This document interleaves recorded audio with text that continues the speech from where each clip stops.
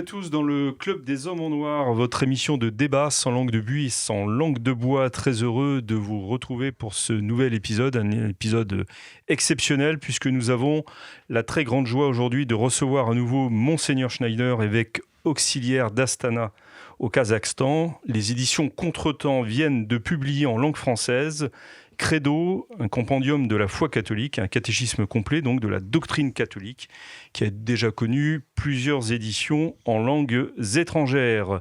Excellence, nous sommes très heureux et très honorés de vous accueillir à nouveau au sein de cette émission du Club des Hommes en Noir. Nous saluons en vous, comme en chaque évêque, un successeur des apôtres, mais vous savez aussi que vous êtes ici chez vous, au nom de cette foi catholique que nous professons tous, dont nous voulons vivre et que nous entendons aussi défendre. Et vous nous donnez avec cet ouvrage que je montre tout de suite à la caméra, les armes et les munitions, en tous les cas, nécessaires pour cette vie comme catholique et cette défense de la foi catholique. Alors, Excellence, après la parution du catéchisme de l'Église catholique en 1992, un nouvel exposé systématique de la foi catholique était-elle encore nécessaire ? Oui, je pense oui, parce que pendant les années, maintenant environ des 30 ans, il sont apparues des nouvelles questions que le catéchisme officiel n'est pas considéré. Par exemple, tout le mouvement de gender, l'idéologie des genres, puis tous les mouvements de LGBT, les questions des transgender, la question de l'écologisme païen et toutes ces formes de culte que nous avons vues, par exemple le culte de la mère Terre, Pachamama, et puis aussi les questions de culte de yoga et l'autre secte orientale. Et puis aussi la question de la maçonnerie qui n'était pas mentionnée dans le catéchisme. Et donc seulement quelques exemples, je vais maintenant indiquer que j'avais considéré nécessaire d'aborder et d'expliquer davantage. Alors pour s'entretenir avec vous justement sur tous ces points et puis certainement d'autres qui touchent de près ou de loin à ce que vous présentez dans ce compendium de la foi catholique, eh bien j'ai la grande chance, l'honneur, le plaisir de recevoir le père Jean-François Thomas, mon père, bonjour, le père Danziec, bonjour, cher père aussi, bonjour, et puis l'abbé Claude Barthes, bonjour. Monsieur l'abbé, bonjour, et donc je vous invite, messieurs, à vous entretenir maintenant avec Monseigneur Schneider, qui est venu tout exprès pour parler avec vous autour de cet ouvrage. Chers amis, vous êtes en train de regarder le Club des Hommes en Noir. Je me permets juste de vous dire que saint Ambroise disait que nous ne serons pas jugés sur ce que nous aurons donné, mais sur ce que nous aurons gardé. Vous nous regardez ? Eh bien, ne gardez pas pour vous tout cela, donnez-vous. Allez maintenant dans la description de la vidéo pour effectuer votre don. Un grand merci. Mon père, vous voulez commencer peut-être ? Oui, très volontiers. Monseigneur, vous commencez par quelques citations, comme postface, comme avant-propos à votre propos. Et notamment, il y a cette citation de saint Ambroise, « La simple foi en vérité est plus forte que l'ambitieux mensonge de l'éloquence ». Pourquoi avoir choisi plus particulièrement cette citation de saint Ambroise ? Oui, parce que dans les décennies dernières, au milieu de l'Église, les fidèles simples étaient scandalisés avec d'un langage astucieux. Pour cette raison, j'avais découvert cette citation de saint Ambroise, qui est la foi simple, qui nous avait transmis les apôtres, les pères de l'Église, notre ancêtre, tous les saints. Et donc, cette forme de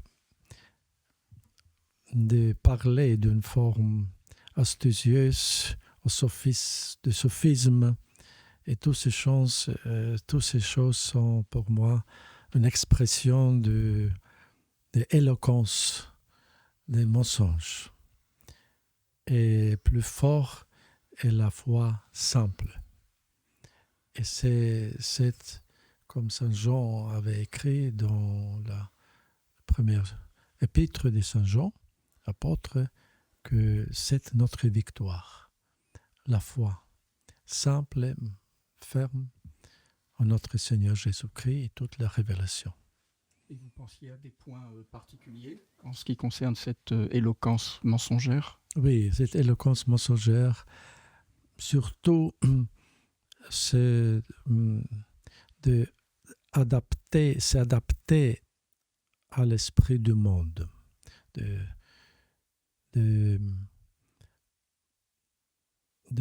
cette mélange de la foi catholique révélée avec l'esprit du monde.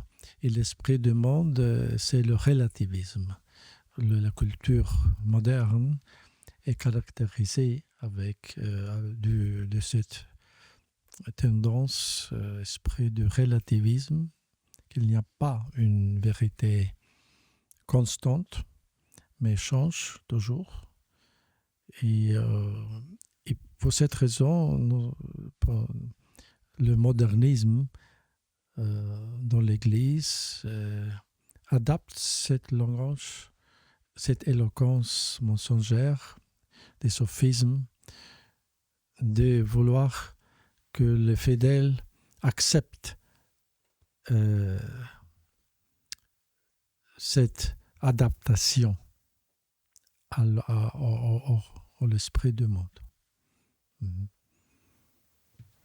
Monseigneur, vous parlez plusieurs langues, vous vous déplacez dans beaucoup de pays, vous avez à l'occasion de conférences ou d'invitations comme en ce moment en France.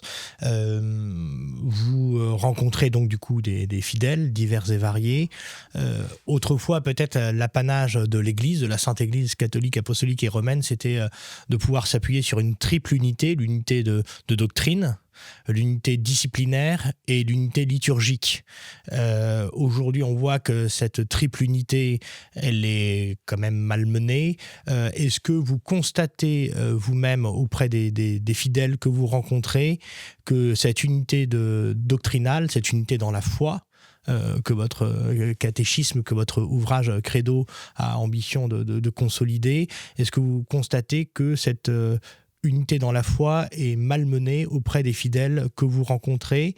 Et est-ce que vous constatez surtout entre le moment où vous avez commencé votre ministère de prêtre et maintenant un affaissement dans les certitudes de la foi?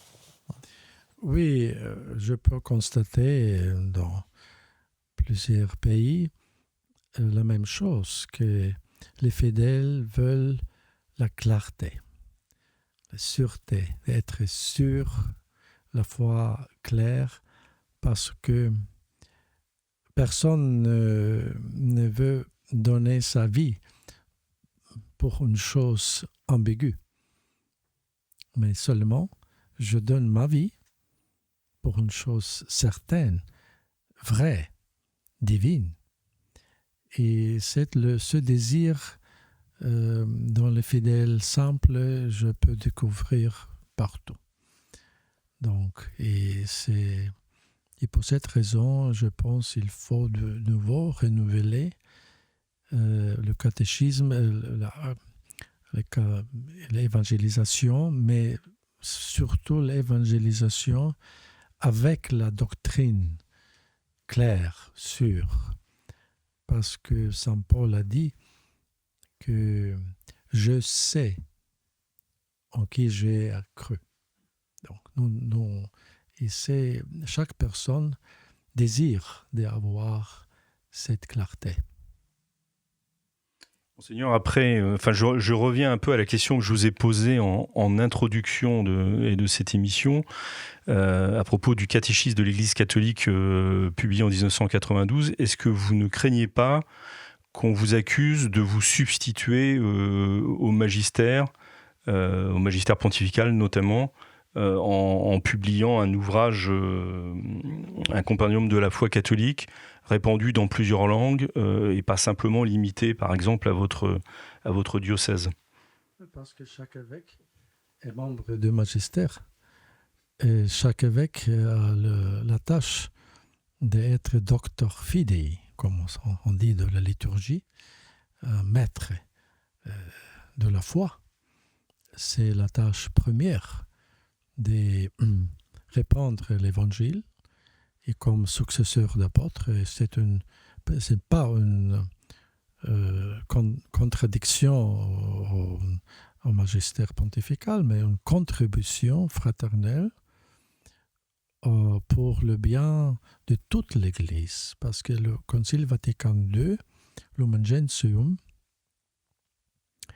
avait dit que chaque évêque doit se sentir aussi responsable pour le bien de toute l'Église, pas seulement le pape, mais chaque évêque, pas seulement les organisations officielles, comme par exemple les conférences épiscopales, mais chaque évêque, par son consacration épiscopale et être membre du collegium, du collège épiscopal, est obligé aussi d'avoir soin, préoccupation pour le bien de toute l'Église. Et le bien de toute l'Église consiste notamment de transmettre la pureté de la foi divine.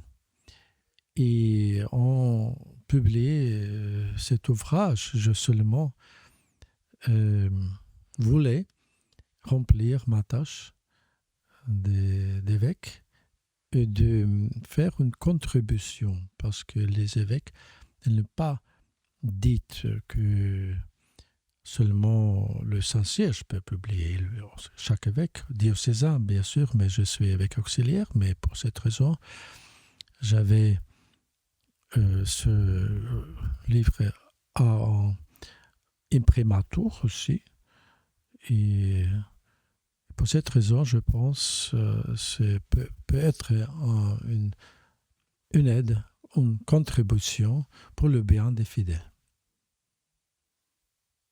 Monsieur Weber, allez-y.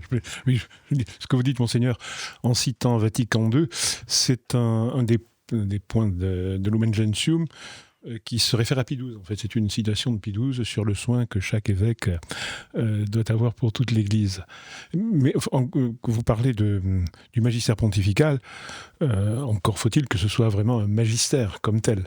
À propos précisément du catéchisme de l'Église catholique, dans l'entretien que vous avez donné à Jean-Pierre Maugendre, de Renaissance catholique, vous disiez qu'éventuellement, quelques points de ce catéchisme pourraient être, je ne sais pas quel est le terme que vous employez, mettons rectifiés, en tout cas précisés.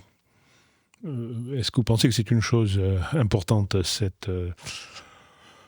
passage au crible des textes? Là, je parle du catéchisme, mais on pourrait parler aussi de choses que vous dites dans votre compendium.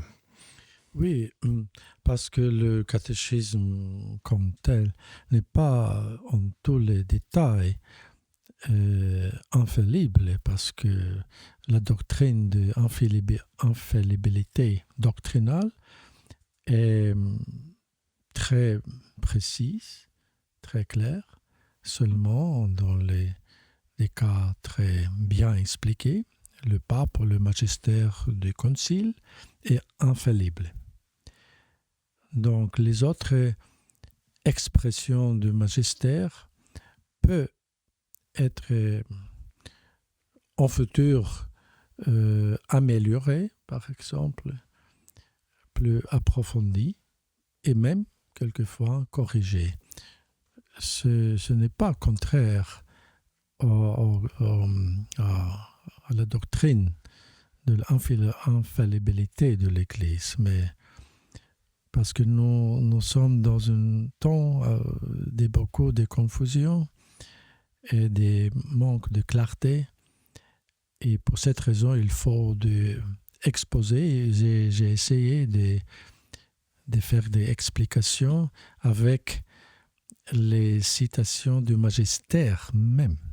Pas avec mes paroles, mais avec des citations du magistère, des pères de l'Église, des docteurs de l'Église. Et même j'avais usé les acta du Concile Vatican II, c'est-à-dire les débats entre les pères conciliaires, où je pouvais découvrir des bonnes explications à ces thèmes un peu délicats. Et donc, je pense qu'il faut avoir cette atmosphère de bienveillance et des discussions pour cette finalité d'apporter une clarté majeure de la doctrine de la foi. Monsieur l'abbé, je voyais Oui, je pense réagir sur un fait biblique, puis après je donnerai la parole au père. Disons, père Thomas. en tout cas sur Vatican II, dans votre contribution au livre de Valli, le vaticaniste Aldo Valli, oui c'est ça, mais son livre c'est Altro Concilio Vaticano II, non, je crois. Enfin, donc vous aviez une contribution dans laquelle vous parliez, alors pour le coup, de la rectification, non pas du catéchisme, mais éventuellement même de certains textes du Concile. Puis il y avait un débat entre Monsieur Vigano, vous-même, Monsieur Vigano qui voulait tout jeter à la poubelle, et vous qui disiez il faut faire un tri et des rectifications éventuelles quand il y en a à faire. Et si je complète ma question, j'ai l'impression que dans ce compendium, vous le faites, vous donnez l'exemple de ce qu'il faudrait faire à propos de l'unité, de l'œcuménisme, autrement dit. Dans la première partie, l'unité, pourquoi l'Église catholique est-elle une, etc. Vous avez plusieurs questions-réponses, et notamment des réponses rectificatives. Est-il juste d'affirmer que l'Esprit du Christ utilise les communautés chrétiennes séparées comme moyen de salut, dont la vertu dérive de la plénitude de grâce et de vérité qui a été confiée à l'Église catholique, ce qui est une citation de Vatican II. Et vous répondez non. Ceci concède insidieusement une quasi-légitimité aux communautés chrétiennes séparées, etc. Et vous expliquez pourquoi on ne peut pas dire ces choses-là. Donc, c'est ce type de rectification que vous prenez. Chers amis, vous êtes de plus en plus nombreux à regarder les vidéos du Club des Hommes en Noir, et cela nous touche énormément. Mais savez-vous que la plupart des gens qui regardent nos vidéos ne sont pas abonnés à la chaîne de l'Homme Nouveau, et ça change tout. Parce que plus d'abonnés, ça veut dire plus de visibilité, et donc plus de contenu à vous proposer. Donc si vous n'êtes pas abonné, s'il vous plaît, cliquez sur ce petit bouton, ça prend 2 secondes, et cela nous aide énormément. Bonne vidéo. Je pense pas de rectification, mais j'ai essayé de faire une contribution, de faire la doctrine plus claire, plus avec l'harmonie, avec la tradition constante de l'Église. Depuis tous les temps des apôtres et des pères de l'Église, 2000 ans, le magistère a toujours prêché de la même façon sur la unicité, exclusivité de Jésus-Christ et de l'Église catholique, qui est le corps mystique de Christ. Donc, et cette expression que vous avez citée a le danger de saper de cette vérité, de l'unicité de la vérité. Et donc, nous devons écarter toutes ces expressions qui peuvent saper la clarté de la foi en ce thème de l'unicité de l'Église catholique. Monseigneur, tout lecteur pourra faire son miel de votre livre parce qu'il est de lecture très agréable, très facile quand on compare avec le catéchisme de l'Église catholique, qui est un peu rébarbatif, avec de longs chapitres. Voilà, c'est dit. Ce n'est pas le cas avec votre livre parce que vous procédez comme dans un vrai catéchisme à l'ancienne, donc des questions claires et des réponses qui le sont également. Et en comparant justement, pour continuer dans le même sens, en comparant certaines de vos affirmations avec notamment le catéchisme de l'Église catholique, j'ai noté entre autres 2 différences. Alors je ne sais pas si vous pouvez nous en dire plus sur ces différences. La première différence, c'est en ce qui concerne la liberté religieuse, dont évidemment les débats sont infinis, y compris au sein des groupes attachés à la tradition. Et puis le second élément qui diffère avec, alors cette fois, pas la première version du catéchisme catholique, mais la mouture, la dernière mouture voulue par le souverain pontife, c'est en ce qui concerne la peine de mort, la légitimité de la peine de mort. Donc sur ces 2 points, est-ce que vous pouvez nous en dire plus ?